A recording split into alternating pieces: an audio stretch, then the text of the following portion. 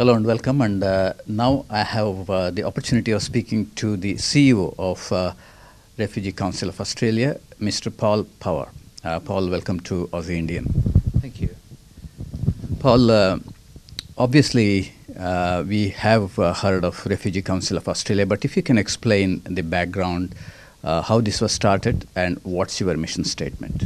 Sure. The Refugee Council of Australia has been around since 1981. It was formed by a number of non-government organisations that were working with refugees and asylum seekers at the time, and our purpose is to provide a national coordination and a national voice for organisations working with refugees. People who are involved in different forms of support for refugees and asylum seekers are typically working at the local level, often in one city or town in Australia, but the policies are set at a national level.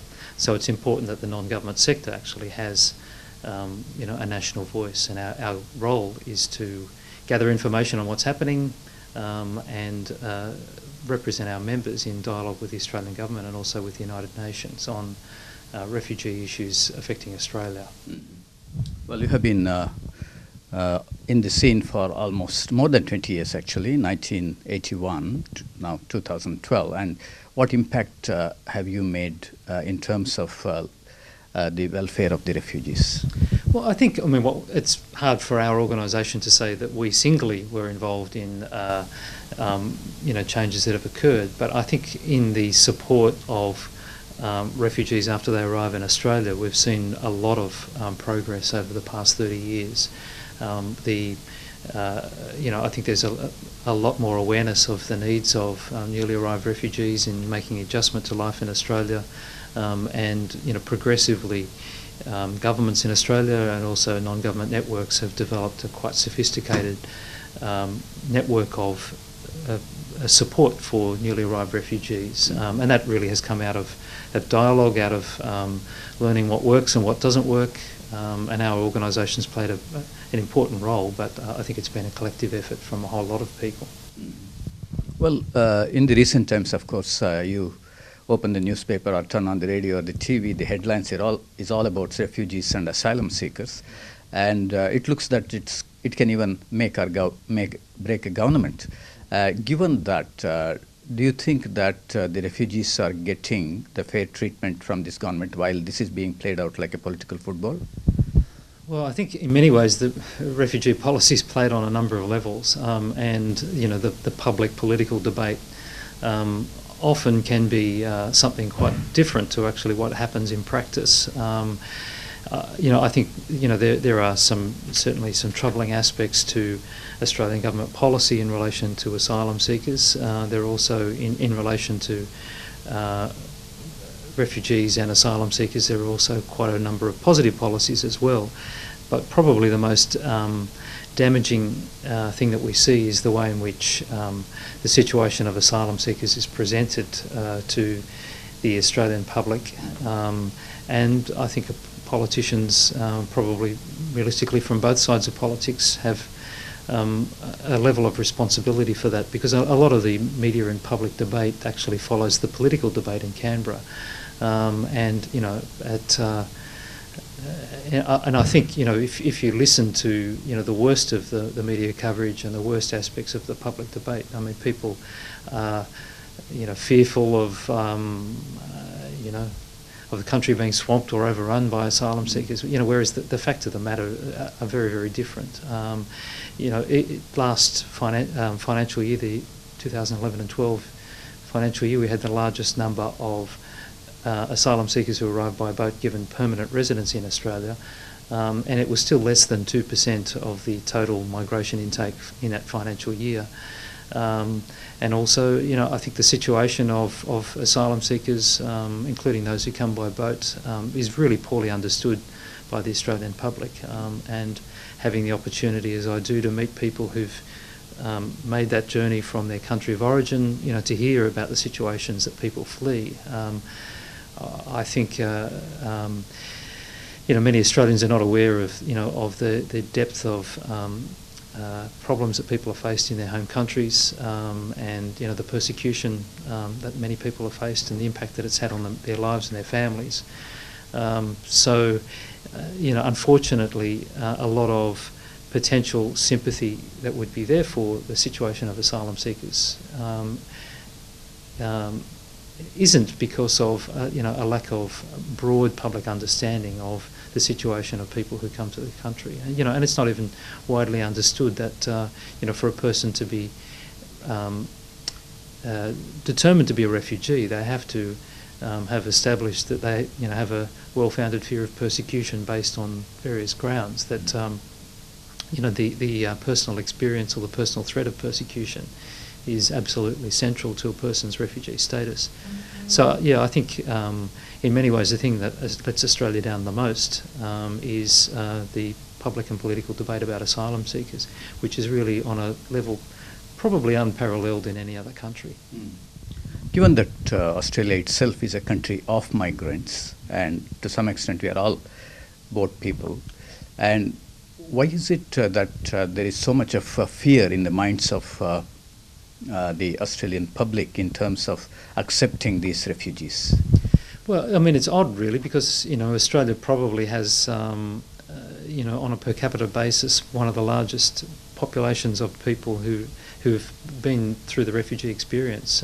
Since the Second World War, Australia has received more than 750,000 refugees, which is a pretty significant proportion, in a country of 22 to 23 million people. I think it's actually hard to pin down, what the issue is. But really, if you look at the history of migration policy and refugee policy since the Second World War, the political leadership has been central to how the public has reacted all the way through. In the early post-war period, there was certainly no groundswell of public opinion asking the government to increase non-British migration to Australia, but the government put forward a case to the public, argued that case, and embarked on a large-scale migration program. And so in many ways, the politicians led public opinion.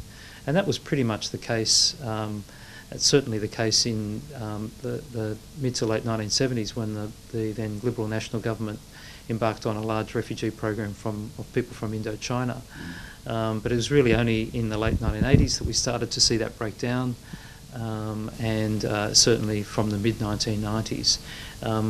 The political momentum has shifted almost in the opposite direction, where we've had largely negative public leadership on many issues related to asylum seekers. It's interesting that in both cases, when there was positive political leadership and more recent times when there's been negative political leadership, the Australian public has largely followed the direction that its political leaders set. So it's an unusual area of policy where the views of the leadership have a very strong influence on people's thinking, largely because, for Australian-born people, questions of migration and refugee status are outside their personal experience, so they often will take, the lead from the broader public and political debate. Well, given that to get efficacy in the immigration program that any government runs, it has to have the backing of the people. And is it your organization's intention to educate the people of the truth about these refugee problems as it is being perceived now because of all the political commentary that's running around? Well, we certainly do our best. I mean, we're a small organisation, and we're representing a relatively small sector of organisations. But we certainly do our best to get out there into the public arena and to put the case. I think the things that our organisation is able to bring is more of an international perspective. We have links with counterpart organisations in many countries, right. And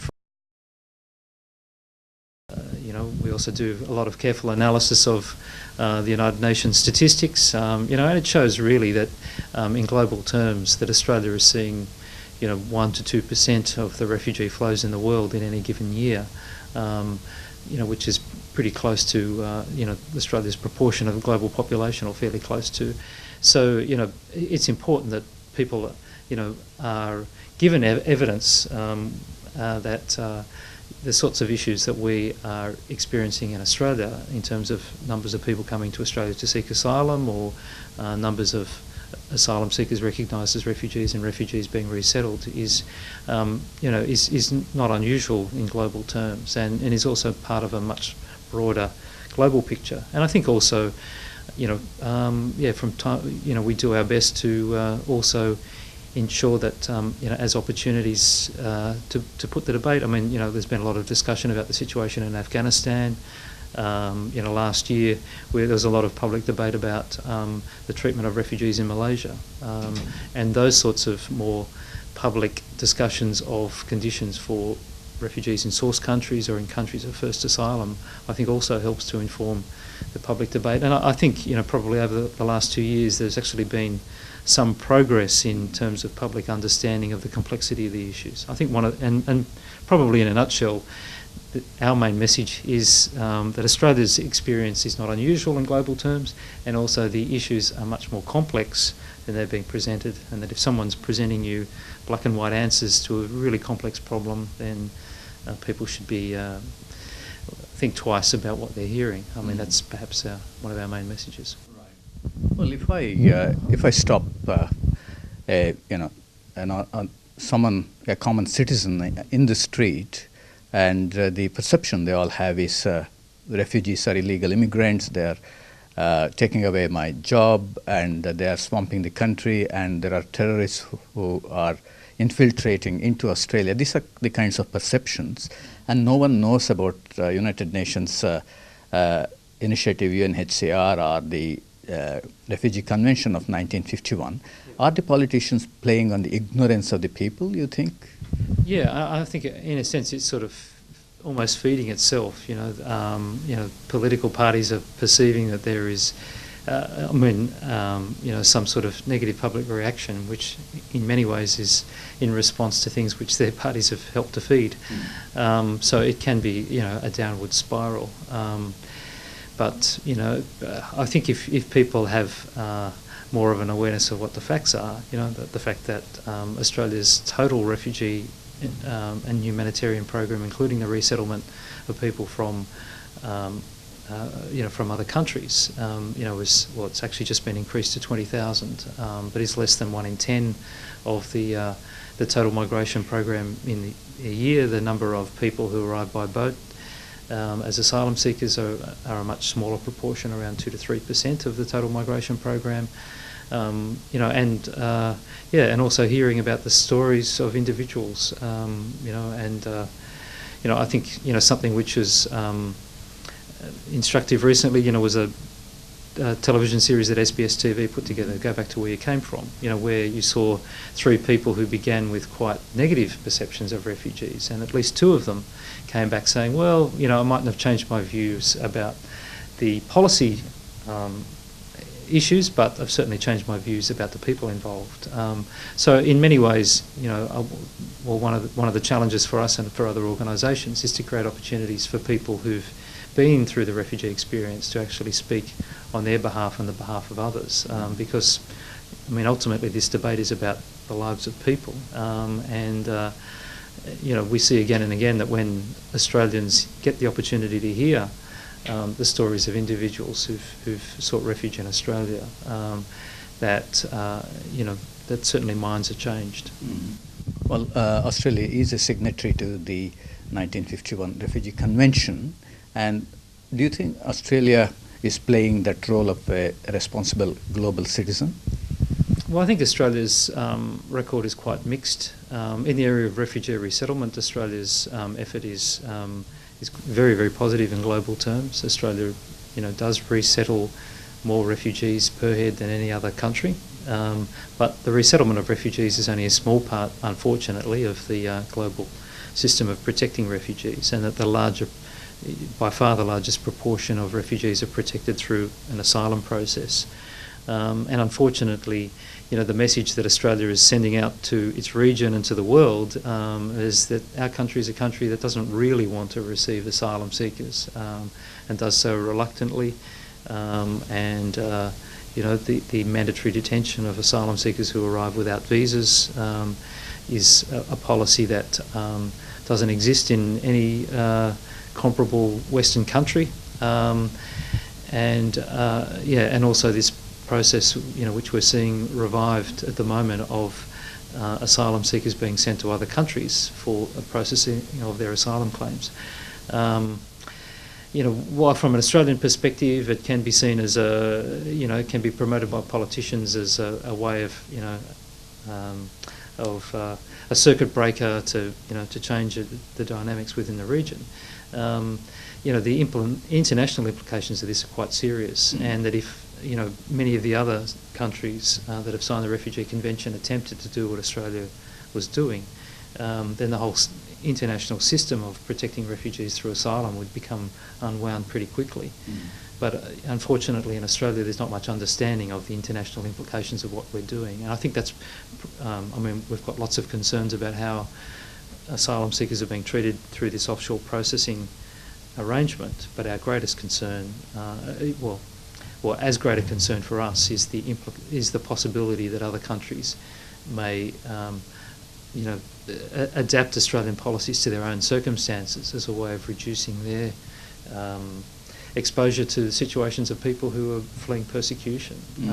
So I think Australia's record is very, very mixed. And it's not possible to actually talk in any sort of forum, either nationally or internationally, about what Australia does in refugee policy without saying, on the one hand, there are many positives, and on the other hand, there are many negatives. In many ways, for a country of our wealth, we probably have some of the best and some of the worst policies for refugees in the world simultaneously. Well, many to whom I speak when I go out of Australia, and they say that, look, Australia, with such a large landmass and with just scant population, 20 million, it should do more in terms of housing more refugees if they want to play the role of a responsible global citizen. What would I say to those people? Well, I think it's a fairly valid point. The argument that Australia is full is fairly hard to sustain when you drive even between the largest cities in Australia. If you get in a car and drive along the main highway between Sydney and Melbourne, you realise how unpopulated even the southeastern corner, which is amongst the most arable parts of the country, is. I think it's only when you go outside of Australia that and talk to people in other countries that you realise how ridiculous the argument that Australia is is already at maximum capacity is in global terms.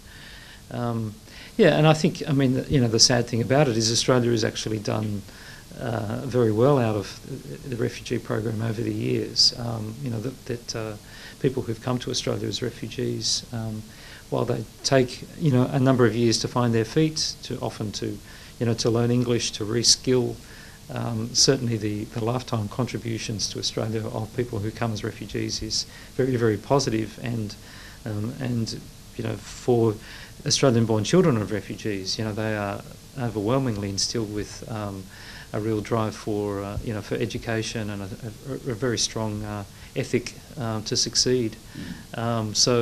Any longer-term look at the refugee program in Australia would tell you that not only is this a program which saves lives of people who are in dire circumstances, but even in economic terms, and it's not meant to be an economic migration program, but even in economic terms, the long-term impact is very positive.